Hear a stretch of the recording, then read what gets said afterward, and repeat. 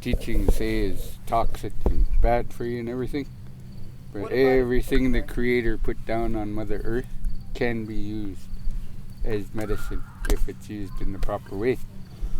We have one medicine that I'm trying to find out. It might be, what the heck's the English name of that? Anyway, it looks like a big corn stalk growing, this medicine. And the last time our people used it was in the 60s, because the lady that knew how to work it didn't want to pass the knowledge on to people. Oh. Because this particular medicine, you boil it to prep it. And once it was boiled properly, they would rub it on their sore muscles. And the reason we know it's been used in recent history is because they said the soccer players used to use it, as well as the canoe racers. But if you boil it too much and you rub it on, it becomes toxic and it'll kill you. Oh. So that lady didn't want to pass that knowledge on, afraid that somebody might boil it too much. Yeah, so I'm trying to find out what that medicine is, and I'm sorry. I'll be the scientist. I'll try it out on myself. Where was it used? It was used like a liniment. No, I mean like in Paraguay or. Our people used it. Oh, okay. Yeah, yeah, the Squamish. Oh, okay. That's what we used. That lady was Squamish. Oh, okay. Yeah, yeah. A lot of the stuff I share, if I just talk about it, it's something that I learned from our people. Right. But if it was something I learned from Haida Gwaii or something, I'll mention this is something I learned from a different area. But I imagine the same plant grows up that way, and you guys may have used the same thing. I don't know. I was watching it, and I just went. First chair. Sorry, dude. You guys mind if I have a smoke? No, I like second. I want to share a song. I do. And please let me know if anybody's heard this song before. Because my late wife and me used to lay in bed at night after ceremonies and everything else and talk about things and everything. And she would always end the night by singing this song to me. But she never did tell me where she got it from. She just said I was at some youth gathering or something somewhere and they taught us this song. So I've been trying to find out where it comes from.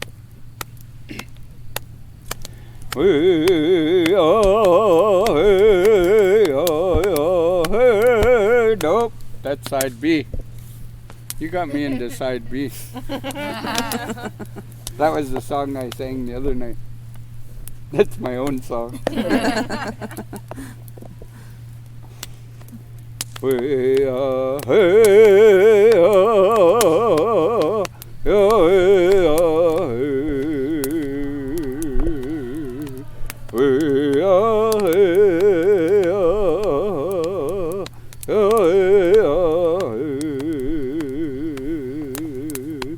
All my people, I pray for you. All my people, I sing for you. We are hey,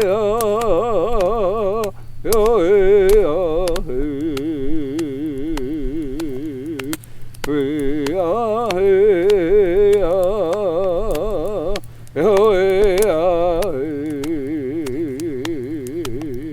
oh Mother Earth, I pray for you. Oh Mother Earth, I sing for you. We are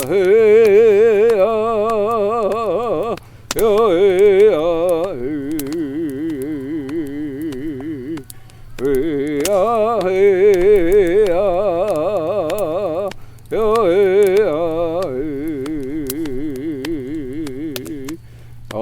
my children, I pray for you.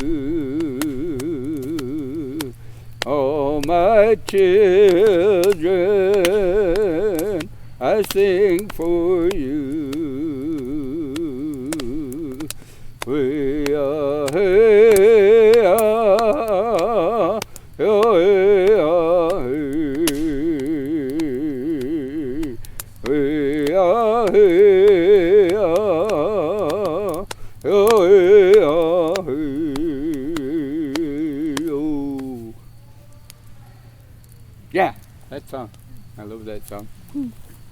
We'll see him and see Huicha Talisa. See him. That song, no?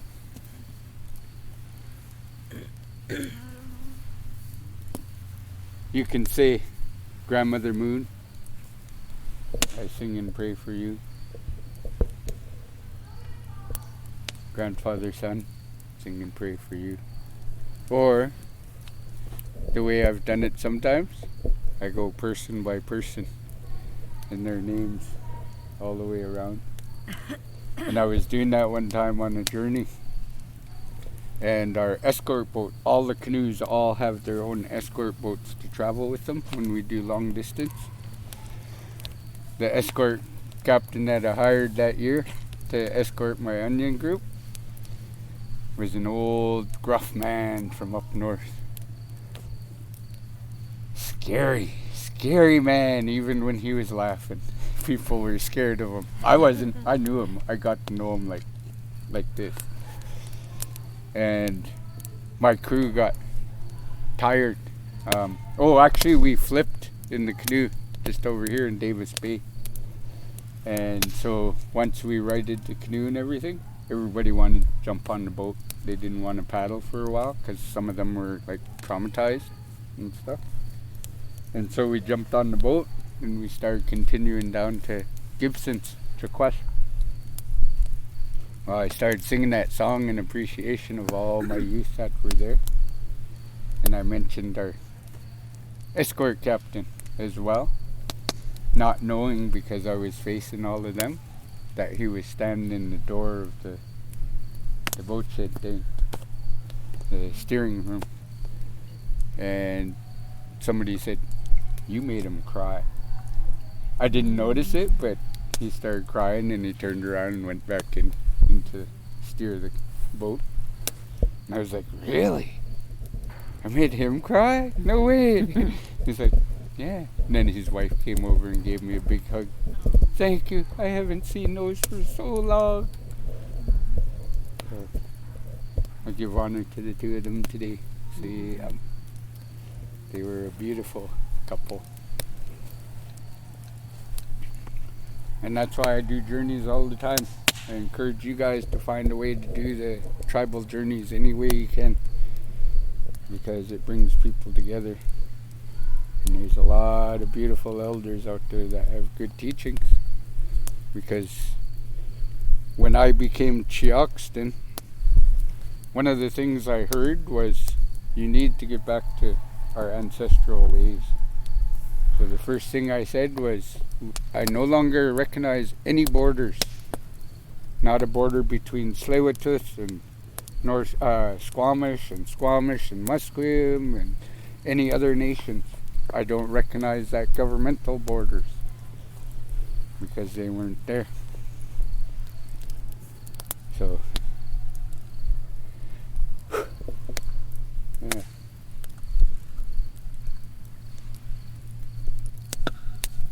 I'll get back to it in a sec.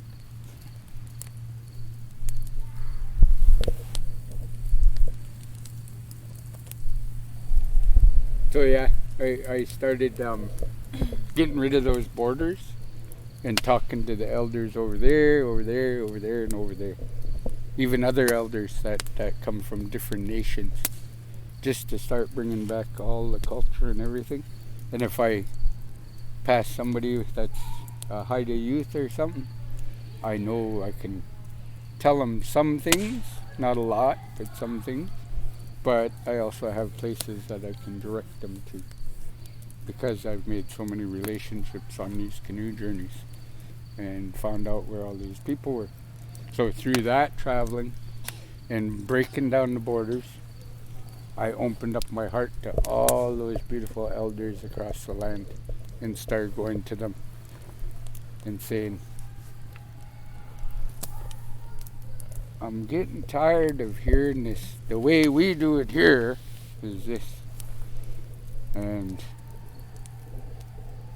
some people look at others as wrong ways. You know, your way is wrong from mine. Who am I to say that, though? I don't come from the same region. I may not have the same medicines on the land as you. And so there is going to be differences in what we do, in the ceremonies, in the ways we live and everything.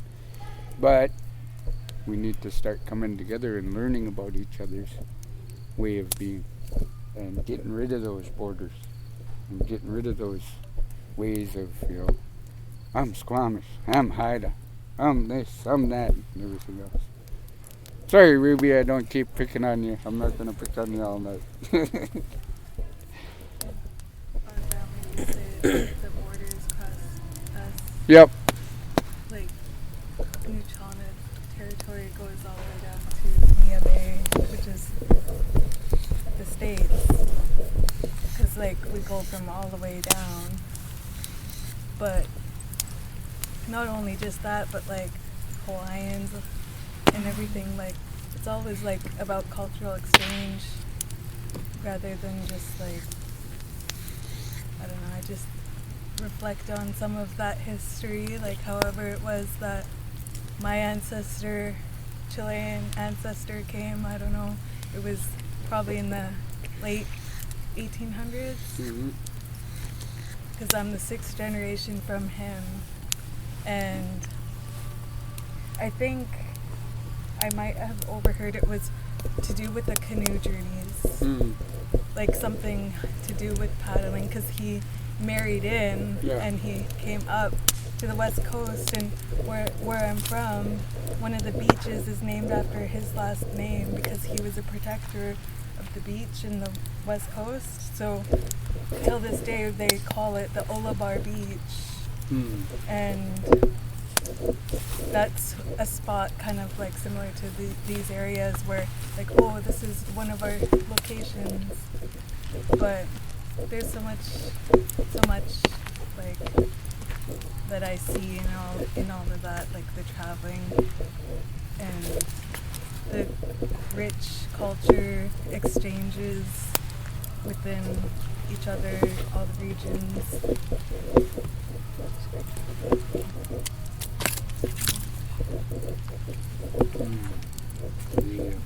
Our nation also actually delivered fish to the States, for food fish to them, which is pretty cool. I think they don't do it as much anymore, but we have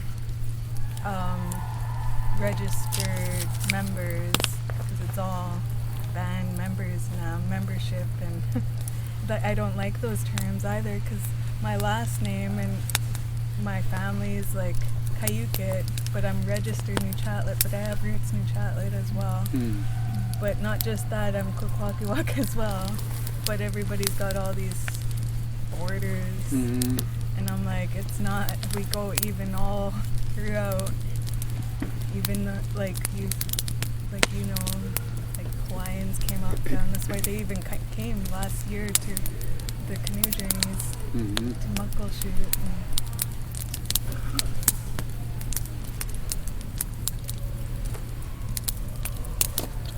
Were you on the Muckleshoot journey?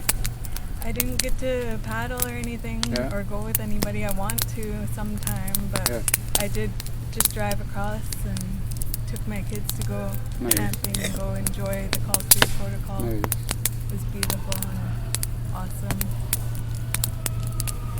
Yeah, we had Uncle Charlie and them come over from Hawaii and join our canoe family a couple of years in a row on the journey. It's so cool because it's such a crazy coincidence. All these coincidences always happen to me.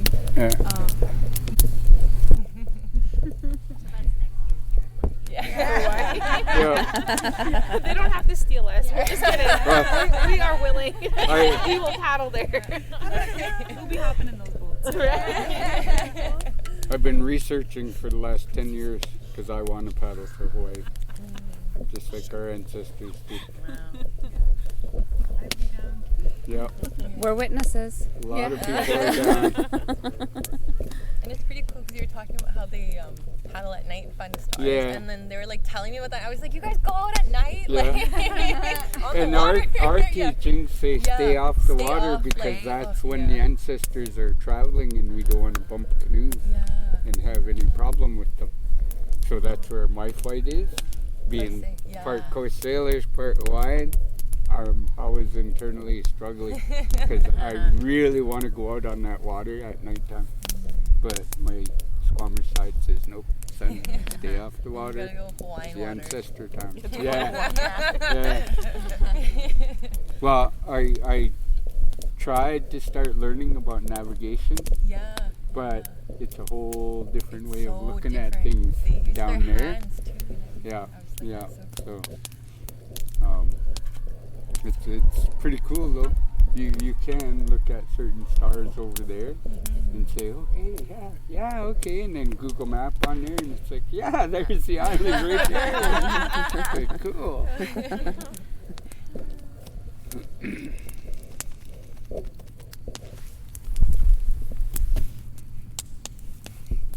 My Hawaiian name, Nahanee, was originally Nahinu before it came over here.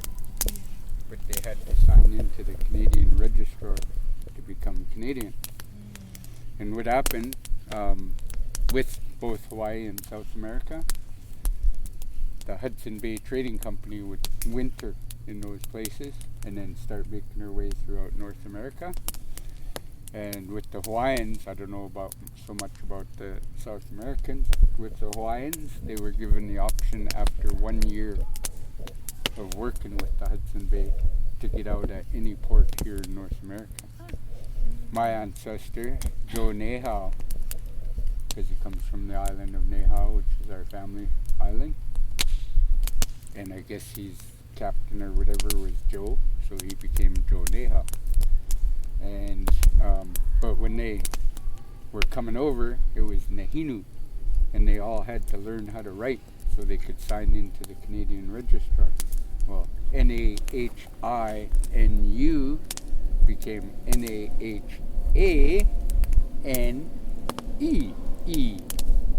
So the U looked like an E on all their writing because they were all taught by the same teacher on the way over. So our name got changed from Nahinu to Nahanee. But to take it back even further to before King Kamehameha brought all the islands together as one nation, they used to have their own kings, each island, and they would all war amongst each other.